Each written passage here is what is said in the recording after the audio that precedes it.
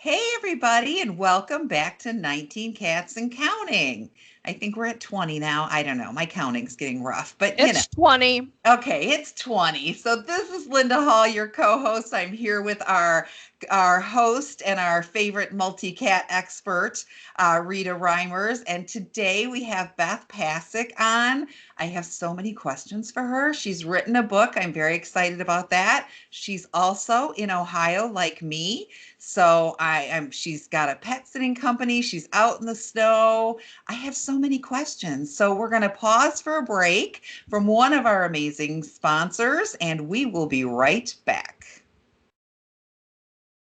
Hey, welcome back. We're at 19 Cats and Counting. Do we have our host with us, Rita? I am here with 20 cats. With Yes, you got it 20 right. I cats. adopted two seniors this week. The Lancaster shelter reached out to me and said, these two are not doing well in the shelter situation. Um, they were both, they're large cats. They're not fat, they're large, long, Yes. big bone. I think there's a little Maine Coon in them. They look identical, but one is older than the other. I suspect Scooter might be Missy's father. They're definitely not Ah, from the same litter, but I'm told they're related. I don't know much more about them, but they were in the same cage together at the shelter and not doing well. So they reached out to me because they knew I had two openings in my sanctuary that I wasn't planning to fill, but they needed me. Those are the ones that, those seniors were not going to get adopted by someone, especially since they needed to go together. So yes. they're here. They're starting to blend in with the family a little bit. Missy actually came downstairs last night and just sat nearby and watched everyone. And um, Simon and Simba have been upstairs visiting them, so she doesn't hiss at them anymore. But I have 18 other cats besides those two, so it's a little overwhelming for them. Yeah, I'm overwhelmed at 11, honey. I don't know. But Beth wrote a book called Understanding Cat Behavior, and she talks I about know. introducing cats and multi-cats. She does, and So, I read it. It's an awesome did book. you? Welcome to the show, Beth. Thank you. Thank you for inviting me. I'm Beth Pasek, and I own and operate Finicky Cat Sitting and Behavior based out of Berea, Ohio, a little suburb of Cleveland. And Understanding Cat Behavior, Compassionate Guide to Training and Communication is my first book. I So, know, I love it. I read your book. You asked me to give it a pre-read, yes. which I was honored to do. And you really did a great job at explaining cat behavior from a layman's perspective so that, the average pet owner could understand what you were talking about. Well, that was one of the things that we really wanted to focus on was to bring it out to the general public. There's a feeling that a lot of the cat behavior books sometimes talk a little too high. Right. We like to bring, we wanted to bring that down to where somebody could sit down with a cup of coffee and open up the book and say, hey, this is the problem I'm having. Open up the book. Okay, this is generally what's going on. And then they can go from there and know how to figure out how to fix it. Oh my gosh. While we're talking, Missy just walked in here and gave me a meow. One of the new Aw, I'm babies. highly Aw, hey, honored. And as Missy. Beth knows, because she knows cat behavior, meow is a sacred word reserved just for the humans. that's right. Yes, That's right. The cats only meow at us. yes. It's not cat language between each other. When understanding cats has working with Rita has been fascinating. And I was raised in a dog household. My mother was allergic to cats. So, dogs are so in your face. Like they'll shove their bowl at you if they want to eat. They'll dance if they have to pee. They'll, jump on you for affection. I mean, dogs, I think, have constant like thought bubbles over their heads that is just They like, do. yes, like I hurt, I love you, throw the ball, food. These are basically their repertoire. Cats are so much more complicated, and I think a lot of people think that cats are independent and aloof and don't really react with their people. And I have learned that there are just a million other ways that they show you what's going on. So it's so cool to see these books come out that help people connect because you can all of a sudden have this back and forth relationship with your babies and really communicate with them. And that is so exciting to me.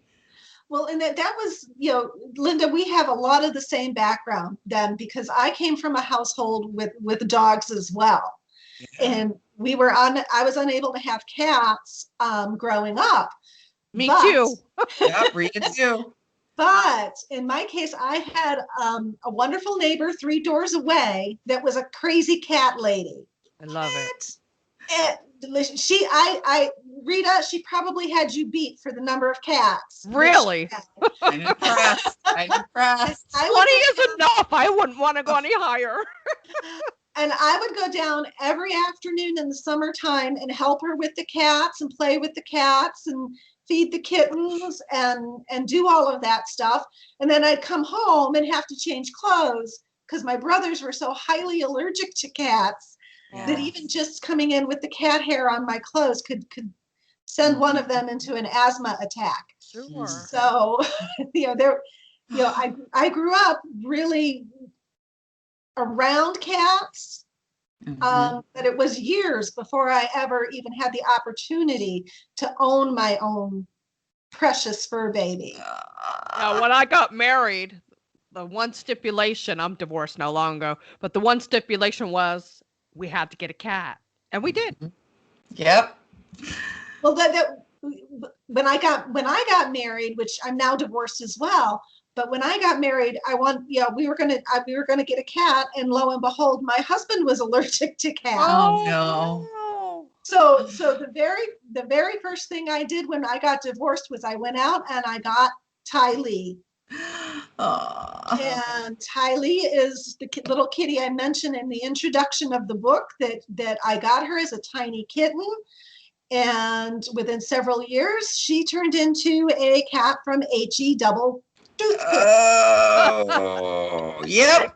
Yeah, sometimes they do that, don't they? Yeah. They do that every once in a while. And, of course, that was years ago for me. And at that time, there were no cat behavior people around. No.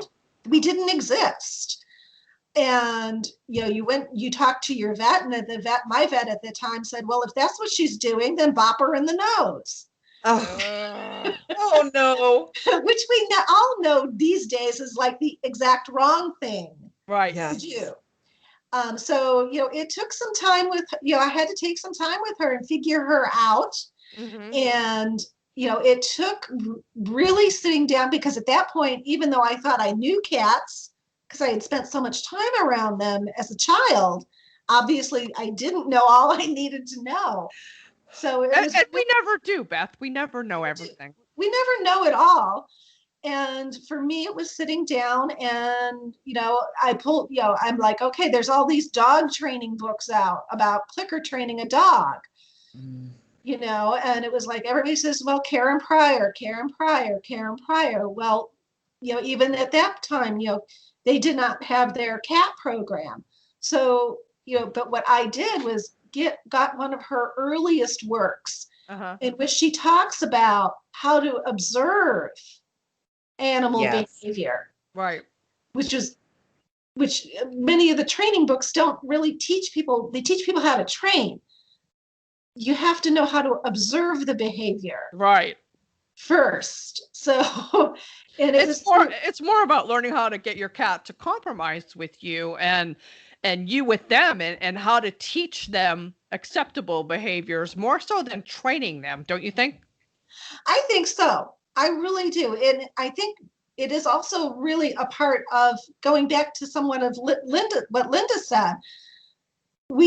So many people go into owning a cat or getting a cat and thinking they're going to treat it like you would treat a dog. Right.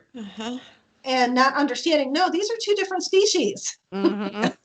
They couldn't be more different. And it's really, to quote Chandler Bing, they couldn't be more different, right? Yes, right. And you really have to take that step back from all the dog always being in your face and the dog doing, that little dog bubble going on. Well, those little kitty wheels turn real good too, especially when they're not happy about something. Yes. They will do what they're going to do It's like, okay, I'm having pain in the litter box. I'm going to go someplace else to do my business. See if that doesn't hurt.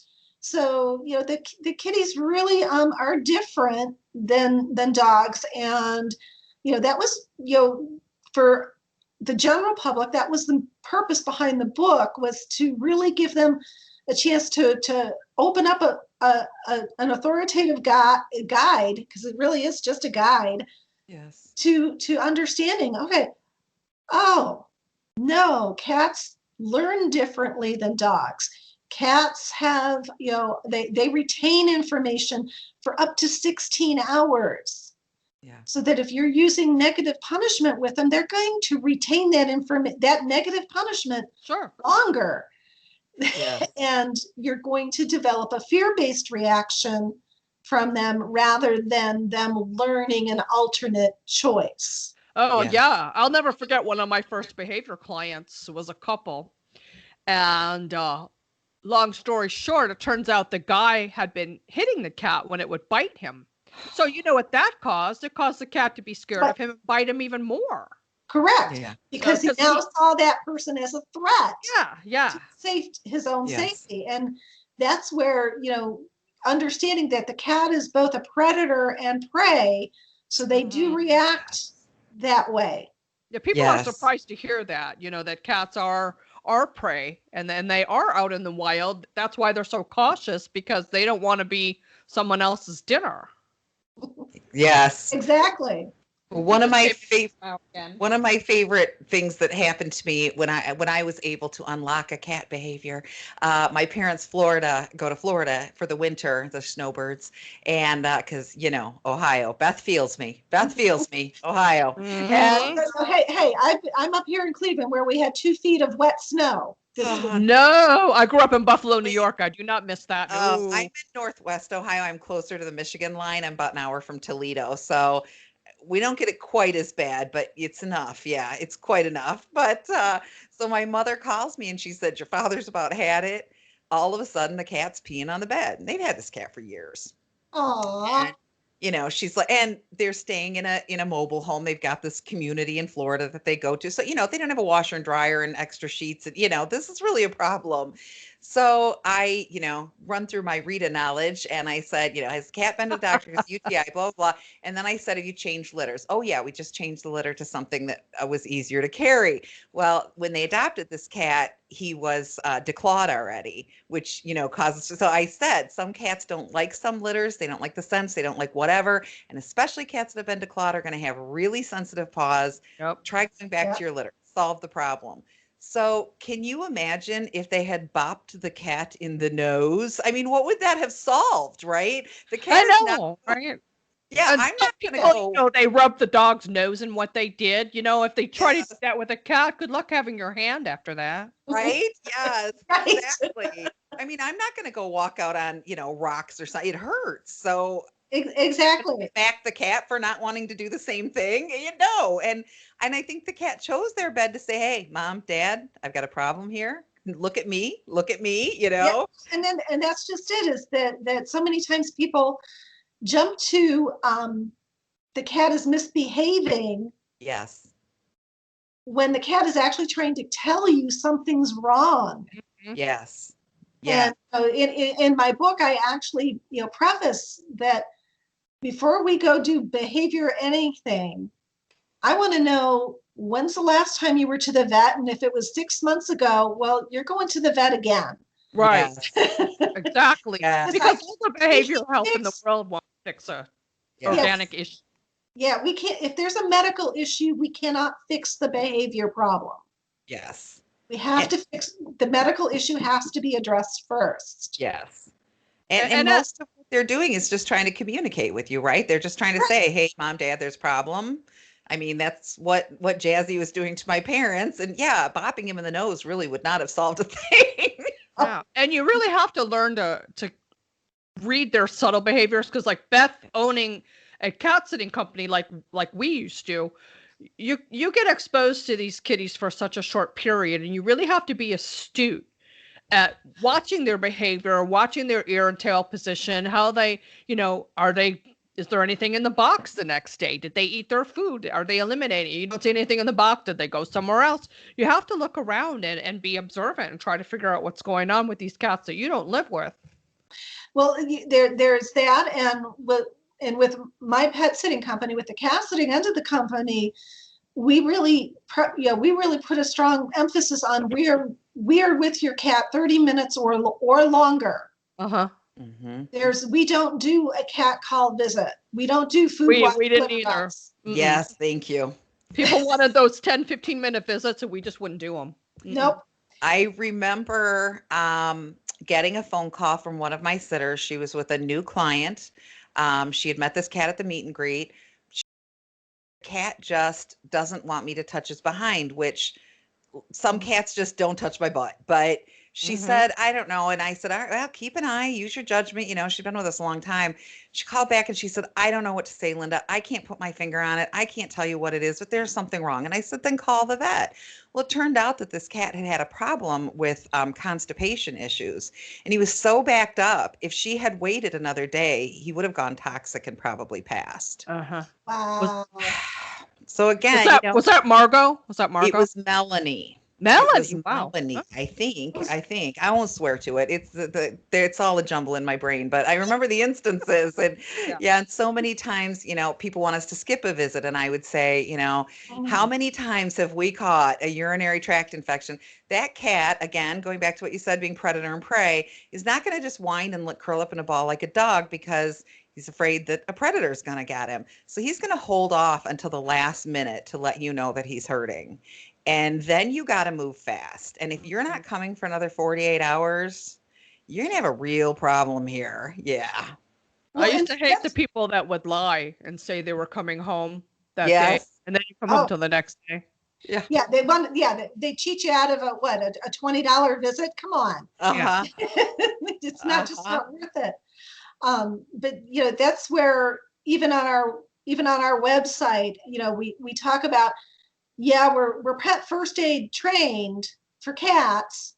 But what we do and how we understand cats really goes further than basic first aid. It does.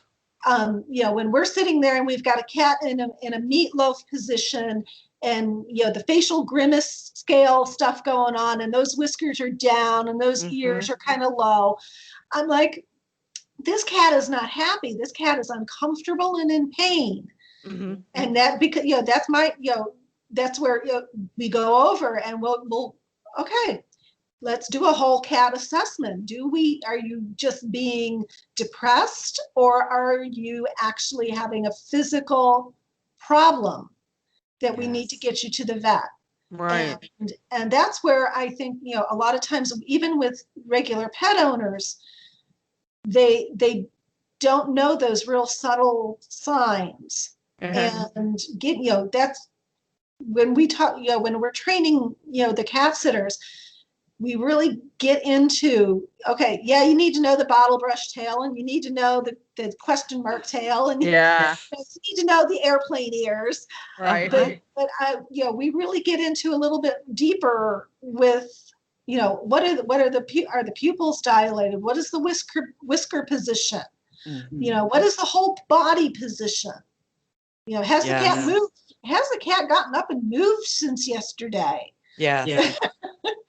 That's so, And that's when you're when you're talking with clients about their cat's behavior, that's where, if the general public can have a little better understanding of what is normal for the cat and what is abnormal and what should I be looking for. And that's so important. We didn't take and hopefully that's what hopefully that's what's covered in the book is very plain language. This is meat. This is what we mean when we say meatloaf.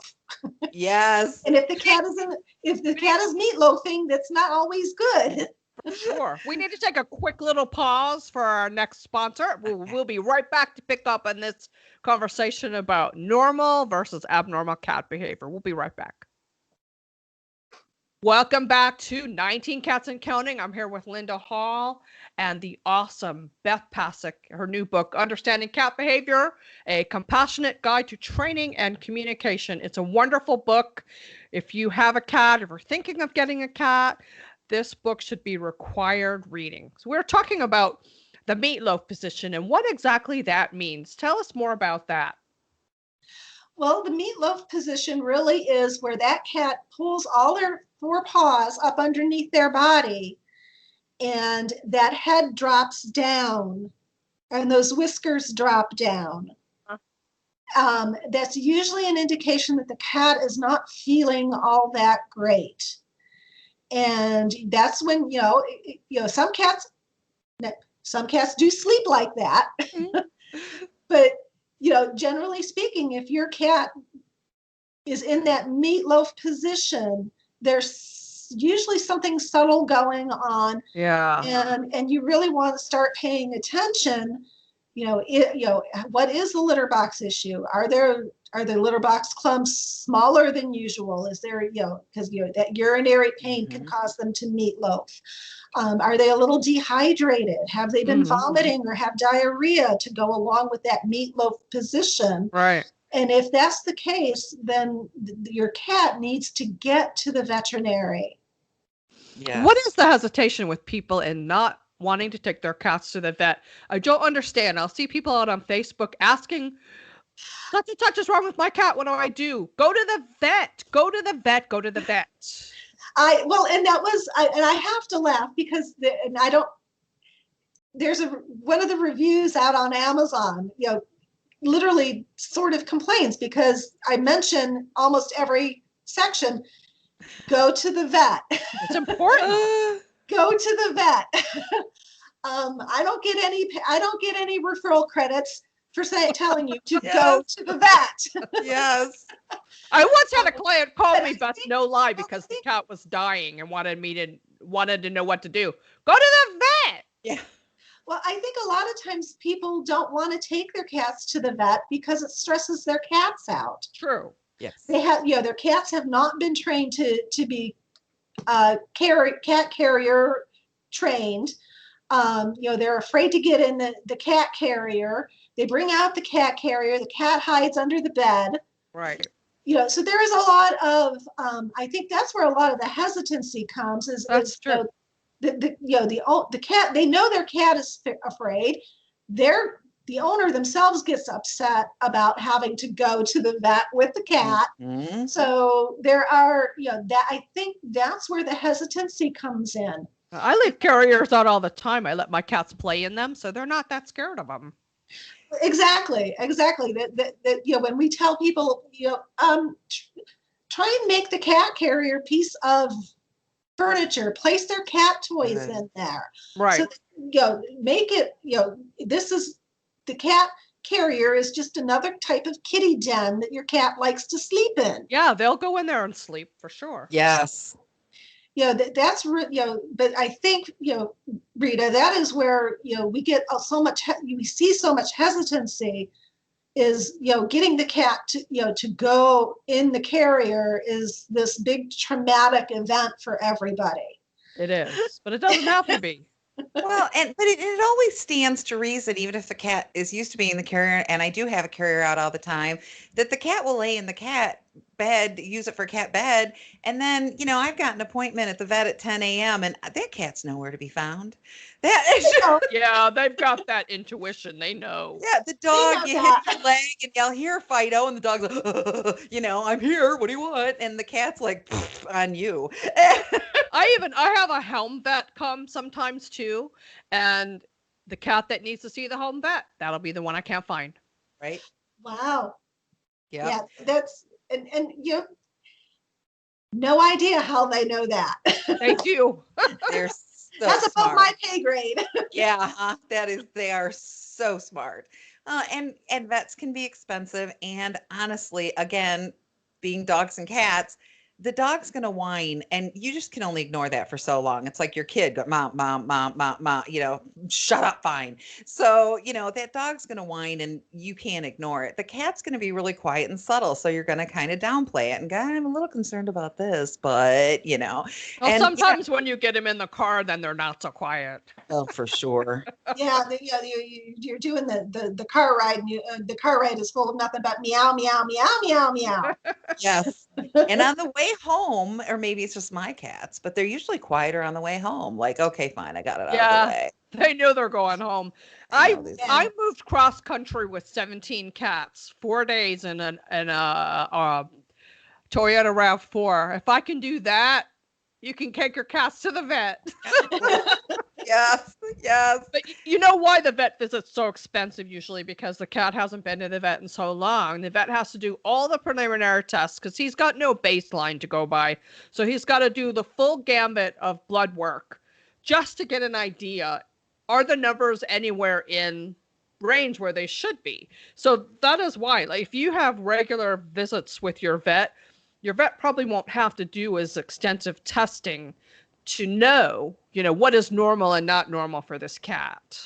True. We struggle with cat teeth around here. I have an FIV positive cat that he's down to, I think he's got 4 left. I'm not sure, but it's always the first to go.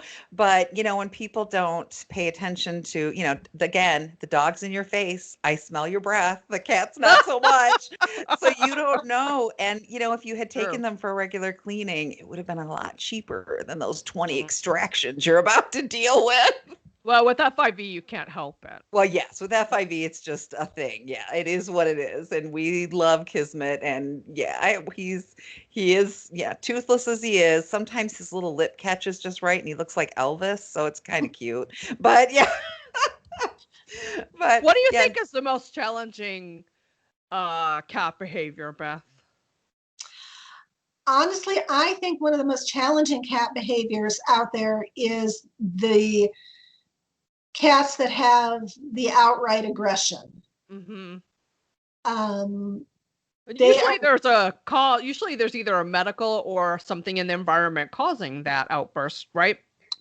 Generally speaking, that is correct. I had a client earlier this year. They had just adopted the cat from the shelter, and older cat, brought him home.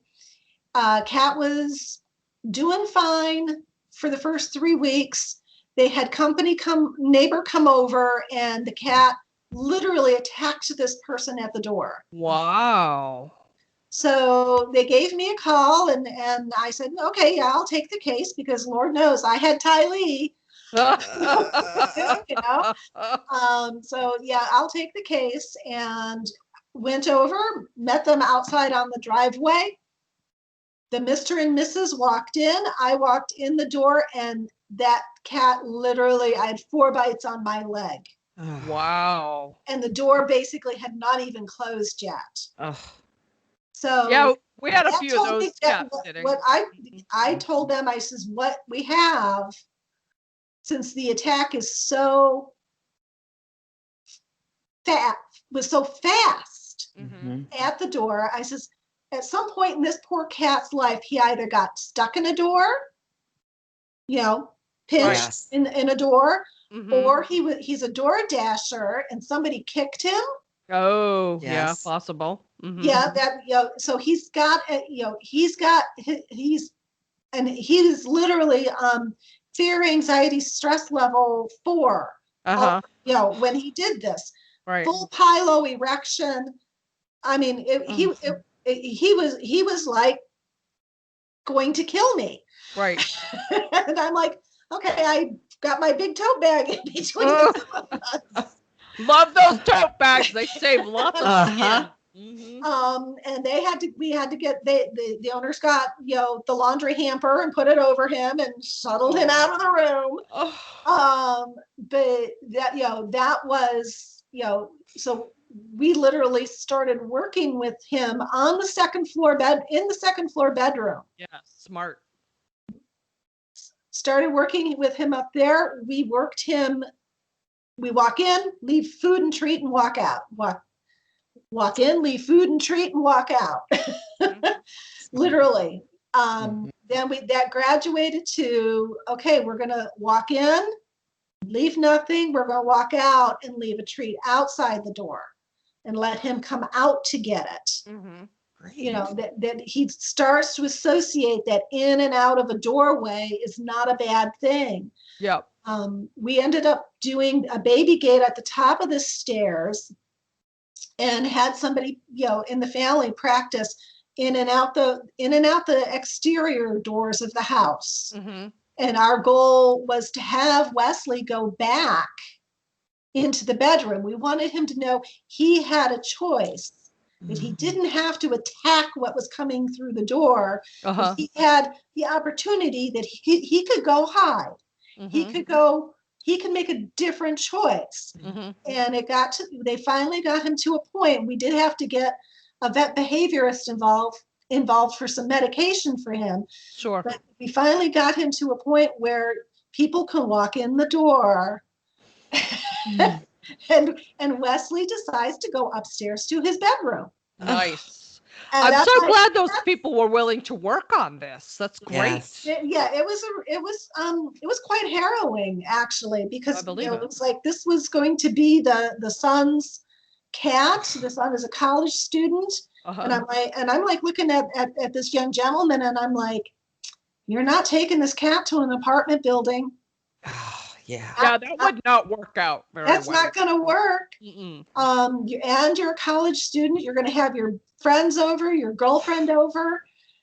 And if he's going to, attack whoever's coming in those doors, that's not safe.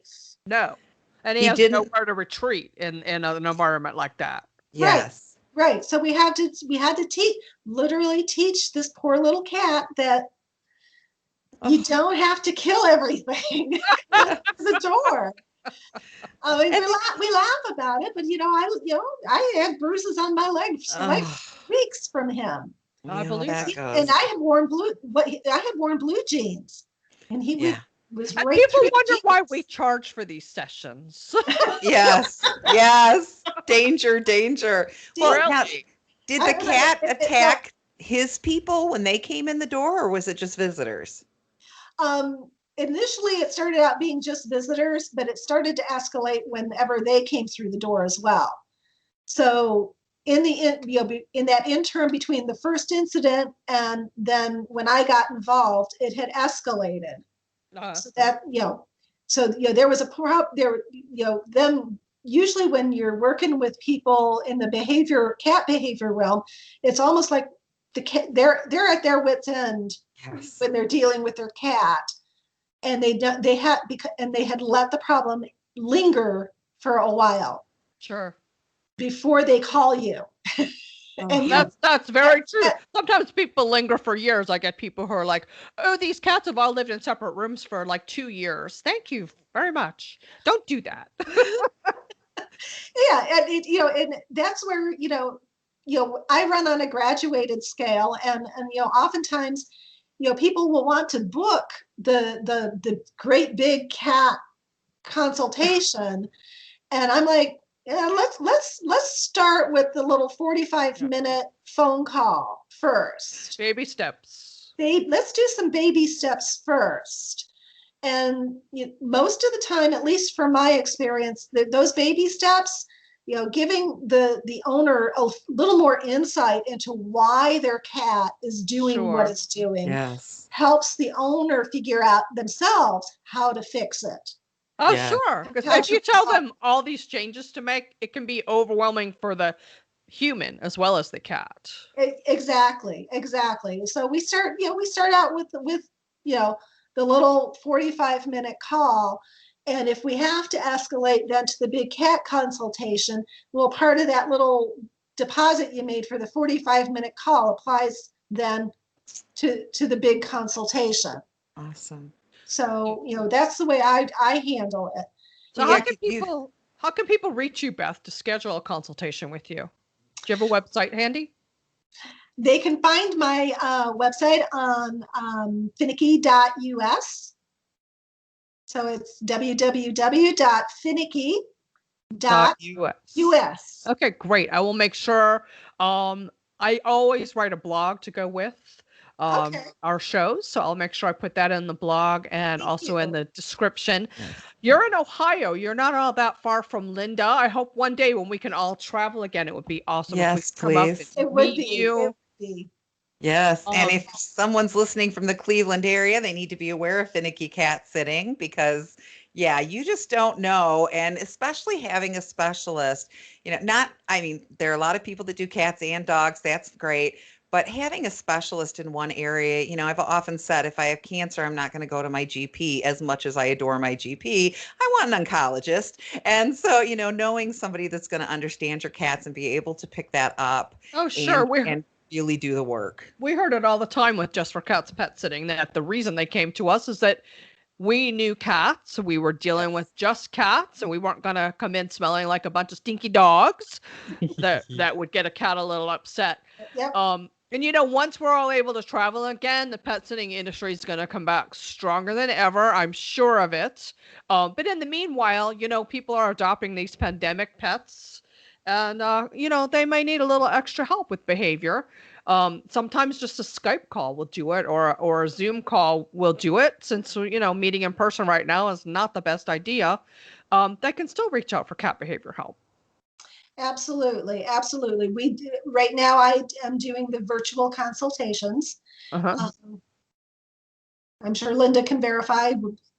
Every county around me is purple on our Yes. heat map. We're Yes. I'm like, okay, I'm not going into the purple areas. I'm Exactly. no longer a spring chicken. Nope, it's So- not worth the risk right now. No, and, it's and- not. and even if you don't get it, you don't know who you might spread it to.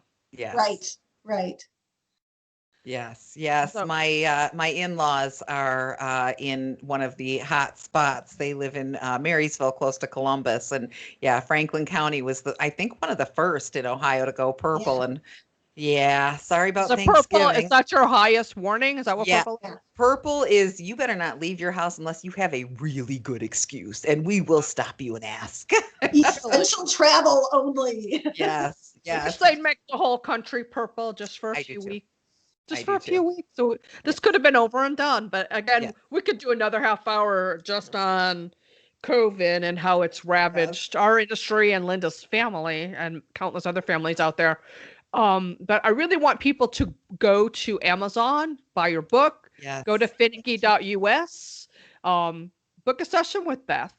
And I would love to have you back on the show. We could talk for Yes, another half please. hour, but we've got to Easily. wrap it up. I And know, hopefully next I time we'll be know. on video with you. Gotta get moving. Yes. Right. Aw. Well, I would love to thank Beth for being on the show. Understanding Cat Behavior. Look for it on Amazon. Linda Hall, as always, I'm so happy to have you back as my co-host. Good to be And back. Mark Winter, our awesome executive producer, who makes us sound so good on Pet Life Radio. Thanks so much. And just remember, every day is Catter Day. Take care, everyone.